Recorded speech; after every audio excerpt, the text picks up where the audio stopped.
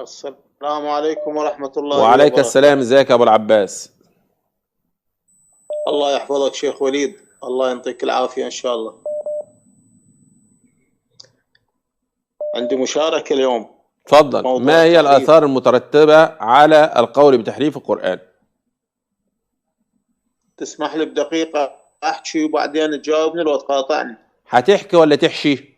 لو هتحكي هديك الدقيقة، لو هتحشي مش أتكلم هديها لك.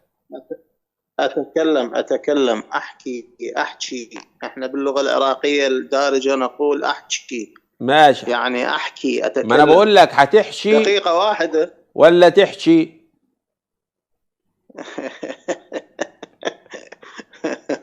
شيخ اتفضل يا ابو وليد، العباس، أحكي اتفضل. يعني لهجتنا العراقية أحكي، بس من فضلك انطيني دقيقة احسب لي 60 ثانية، قل لي ابدأ 60 ثانية اقطع. اتفضل.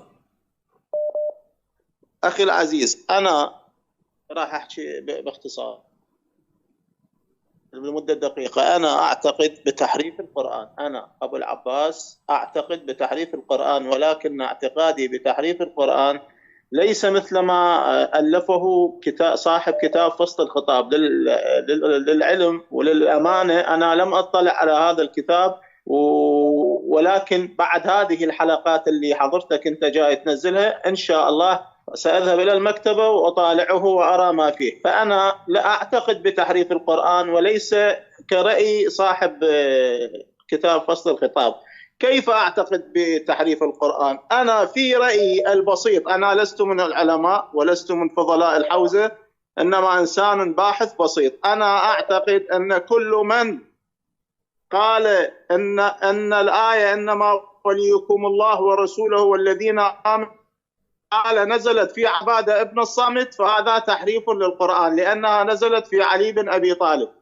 وكل من قال أن الوضوء أن تغسل رجليك وعطفها على عطفها على غسل اليدين والوجه، أقول هذا تحريف للقرآن.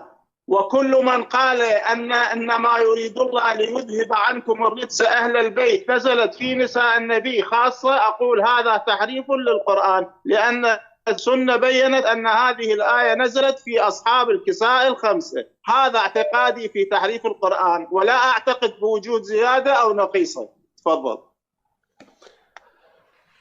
للأسف الشديد لما تكون إنسان محاور ولا تفرق بين تحريف القرآن وتحريف التفسير، فأنت الذي تتكلم فيه الآن تحريف التفسير وليس تحريف القرآن، صح كده؟ أنا هذا فهمي. الآن أنت تتكلم في تحريف التفسير وليس تحريف القرآن، صح؟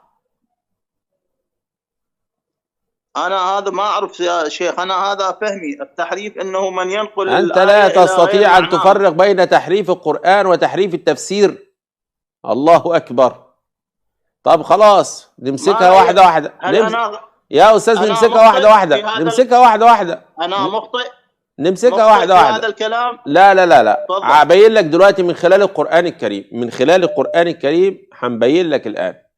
ممكن تفتح سورة النور من الآية 50، من سورة المائدة من الآية 50 لو سمحت، ونشوف هل هي تليق بعبادة بن الصامت ولا تليق بعلي بن أبي طالب. الكارثة اللي انتم بتتكلموا فيها اللي هو مد ايده ورا ديت عشان الراجل يسحب الخاتم. ممكن المائدة المائدة 50 لو سمحت. المائدة ايه، لحظة. بسم الله الرحمن الرحيم. المائدة 55. نعم 50. ابدأ من المائدة 50. نعم المائدة 50. يا أيها الذين آمنوا لا تتخذوا اليهود والنصارى أولياء بعضهم أولياء بعض ومن يتولهم منكم فإنه منهم إن الله لا يهدي القوم الظالمين. يا أيها الذين آمنوا الذين في قلوبهم لا واحدة بس، واحدة. الآية 51 يا أيها الذين آمنوا، صح؟ لا 50 يا أيها الذين 51 صحيح. الآية 51 يا أيها الذين آمنوا لا تتخذوا اليهود والنصارى أولياء بعضهم أولياء بعض ومن يتولهم منكم فإنه منهم إن الله لا يهدي القوم الظالمين. يبقى بتبدأ بيا أيها الذين آمنوا، تحذير للذين آمنوا، صح كده؟ نعم. تحذير نعم للذين مضبوط. آمنوا أن يتخذوا اليهود والنصارى أولياء. جميل أوي. الآية 52 يلا. 52. أيوه. فترى الذين في قلوبهم مرض يسارعون فيهم يقولون نخشى أن تصيبنا دائرة فعسى الله تصيبنا وليس تصيبنا. أو تصيبنا. تصيبنا. تصيبنا. تصيبنا. تصيبنا. نعم. بنا. تصيبنا. يلا كمل. فعسى الله أن يأتي بالفتح أو أمر من عنده فيصبحوا على ما أسروا في أنفسهم نادمين. حلو. الآية تتكلم على أن هناك البعض يسارع خشية من وطئة هؤلاء الكفار أو المنافقون، صح كده؟ فيسارع فيهم أي يؤيدهم، صح؟ تفضل كمل.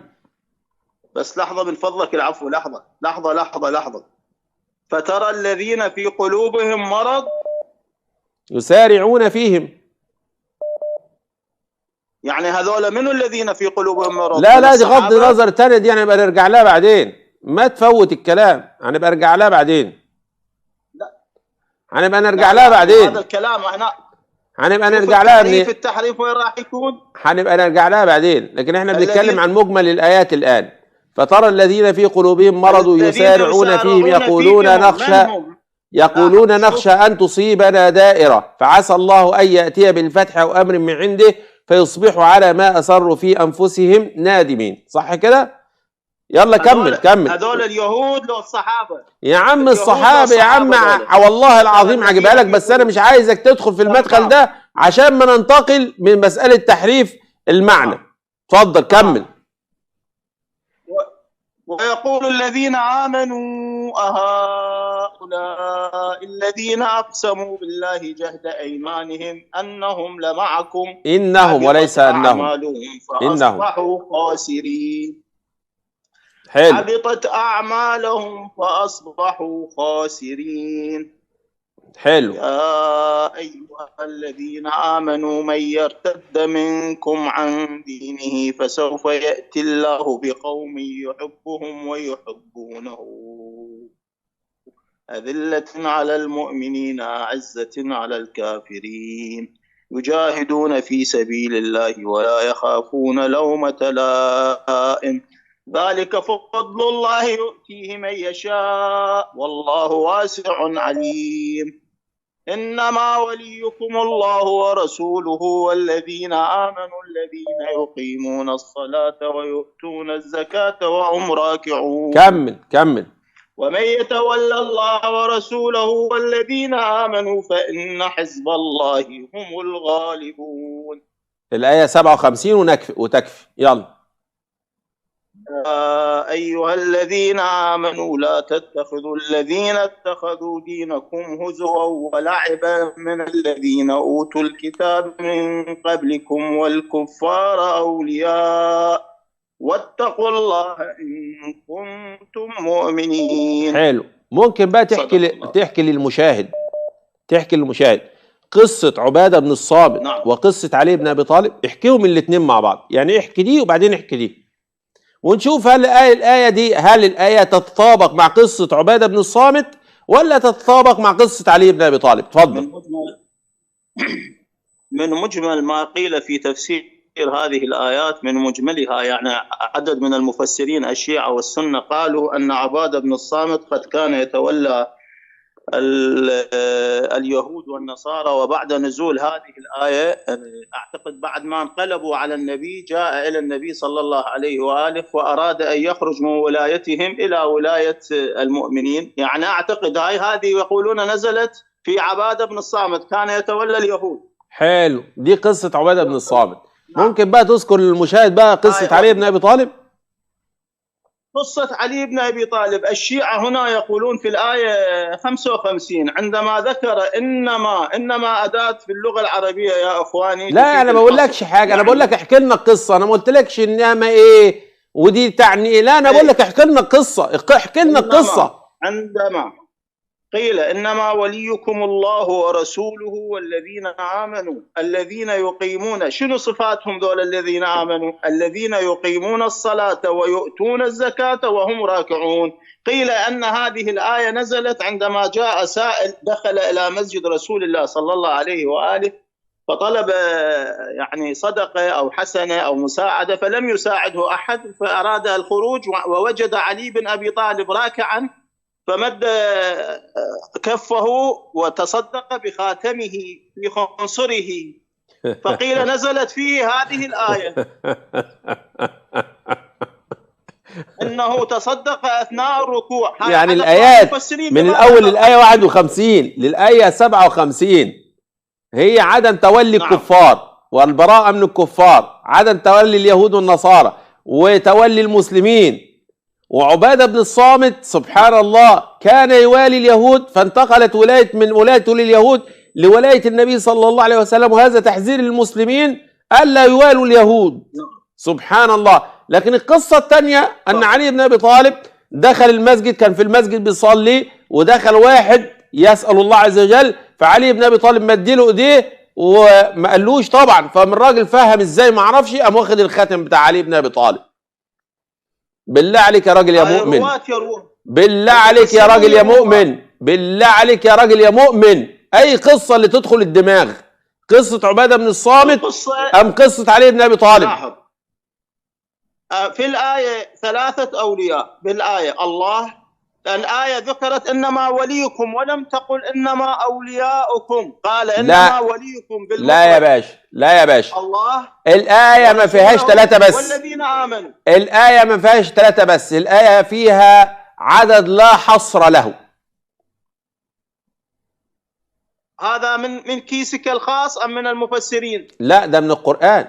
إنما وليكم الله، عد معايا، أدي 1 صح، ورسوله 2، والذين آمنوا تقدر تحصرها؟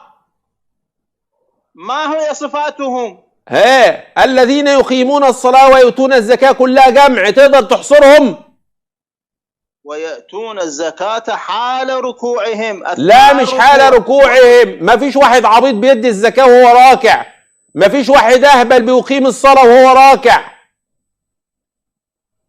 إذن الآن الشيعة والسنة الآن كلمة الذين آمنوا، كلمة الذين آمنوا، الذين آمنوا جمع ولا مفرد؟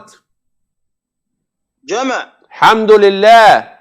يبقى تفسير الآية إنما وليكم الله أي توالوا الله والرسول والذين آمنوا، فالله عز وجل معروف والرسول معروف، لكن مين اللي مش معروف؟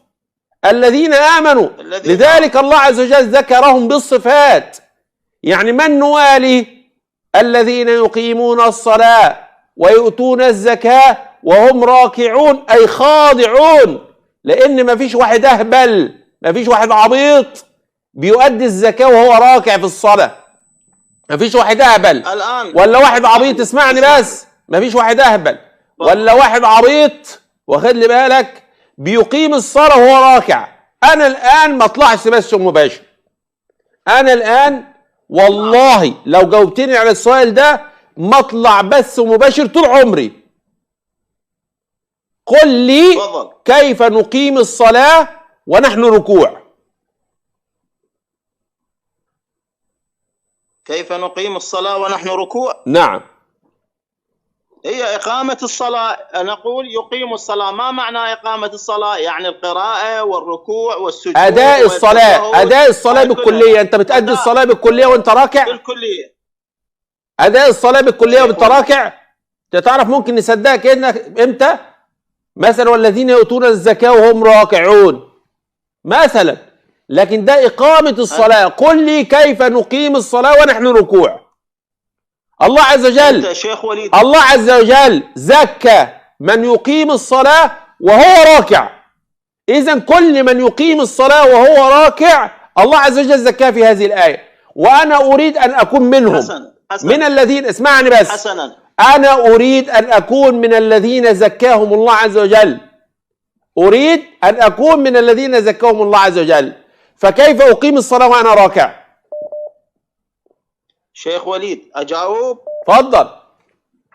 يعني الآن القرآن فيه بلاغة، كلام الله المعجز، عندما يقول إنما وليكم الذي يحكي للذين آمنوا، يا أيها الذين آمنوا يا أستاذ يا أستاذ أي كلام هذا يا أستاذ؟ أي بلاغة إيه؟ يا عم معلش بقول لك إيه يا أبو العباس أي بلاغة إيه؟ فهمتني؟ يا عم ده أنا لو جبت عيل طفل صغير وقلت له ولي علي بن أبي طالب هيقول أفضل من الآية اللي أنتوا بتقولوا إنها نزلت في علي بن أبي طالب.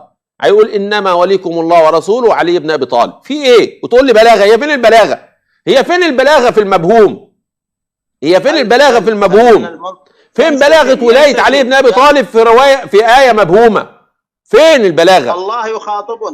الله يخاطبنا إيه يا حاج الله يبارك في عمرك؟ فين البلاغة؟ ده مش بلاغة، دي مش بلاغة على رأيكم انتم انها نازلة في علي بن أبي طالب. مش بلاغة خالص. سؤال. وبعدين دي نقطة، لماذا الله عز وجل، اسمعني بس، لماذا الله عز وجل قال والذين آمنوا؟ لماذا جاء بالجمع؟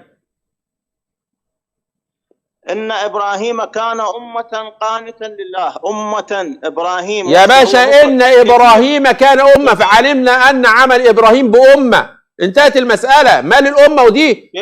هنا في ذكر العلم، ألا وهو علي بن أبي طالب، ألا وهو إبراهيم. لكن هنا الذين آمنوا القرآن كم مرة يخاطب الجمع بصيغة المفرد؟ يا باشا احنا بنتكلم في الآية ديت. الله عز وجل يقول في كتاب العزيز إنا نحن نزلنا الذكر وإنا له حافظون. الله عز وجل من صيغة التعظيم جمع نفسه، دي ما فيهاش أي مشكلة. لكن هنا بقول لك نعم. الله عز وجل في بداية الآية مفرد ولا جمع؟ مفرد. النبي مفرد ولا جمع؟ إنما وليكم. النبي مفرد ولا جمع؟ إنما وليكم يا باشا النبي مفرد ولا جمع؟ مفرد. طيب جميل. نعم. هل عندما قال الله عز وجل إنما وليكم الله وذكر نفسه بالمفرد، هل هذه صيغة تعظيم؟ لا، ليست تعظيم. طيب وعندما ذكر النبي صلى الله عليه وسلم إنما وليكم الله ورسوله، تعظيم. كلمة رسوله صيغة تعظيم، صيغة تعظيم بشخصه. حلو، يبقى كده الله عز وجل لم يذكر بصيغة التعظيم، والرسول صلى الله عليه وسلم لم يذكر بصيغة التعظيم، وعلي بن أبي طالب اللي ذكر بصيغة التعظيم. شكرا ليك يا أبو العباس. إذن الأولى. شكرا ليك يا أبو العباس. يعني الله لم يذكر بصيغة التعظيم والنبي لم يذكر بصيغة التعظيم، ولكن الله عز وجل ذكر علي بن أبي طالب في الذين آمنوا بصيغة التعظيم.